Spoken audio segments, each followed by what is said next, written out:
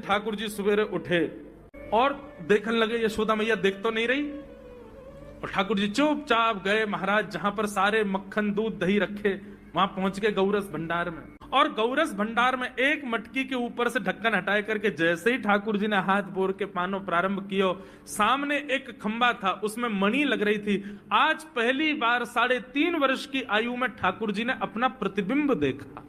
ठाकुर जी ने जैसे ही प्रतिबिंब में अपने रूप को देखा, अपने रूप को देख करके ठाकुर जी बोले, हो तू भी आयो यहां चोरी करवे? अपने आप से बात कर रहे हैं ठाकुर जी। अरे मैंने कही तो हती अपने अपने घर में चोरी करनी है, तू दारी के मेरे घर में आगो चोरी करवे?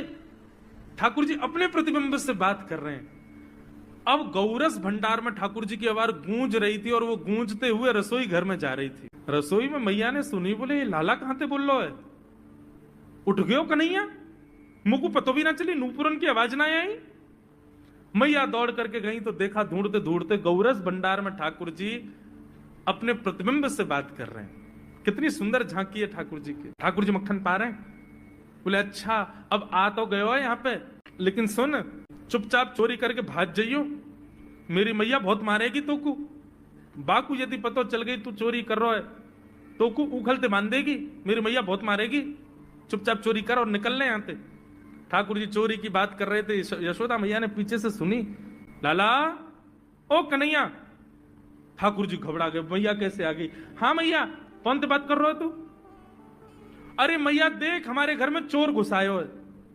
अपने प्रतिबिंब को दिखा करके ठाकुर जी कह रहे हैं, देख मैया हमारे घर में चोर घुसायो, जे चोरी कर रहे हो हमारे यहाँ के मक्खन की, तो मैया को पकड़वे आयो हूं। नन्हे से गोपाल जी, बहुत मधुर लीला। मैया हंस भी रही है और क्रोध भी कर रही। बोले अच्छा जो चोरी कर रहे हो? बोले हाँ।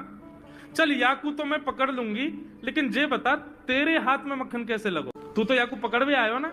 अब मैया याकी मैं कहा बताऊं, तेने मेरे हाथ में पद्म राग के ऐसे ऐसे बढ़िया कंगन पहना रखे हैं, कड़ूला पहना रखे हैं सोने के। जब मैं धूप में निकलूं ना तो धूप की किरण से मुंह को बहुत जलन है जाए हाथ में।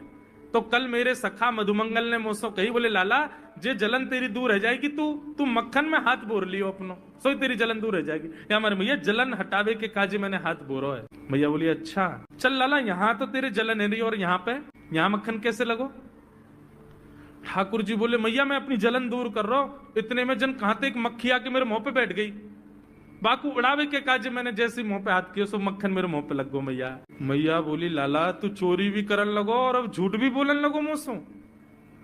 ठाकुर जी ने ग्वाल वालों से कहा भैया मिशन फेल हो गया, घर में तो चोरी नहीं कर पाए हम।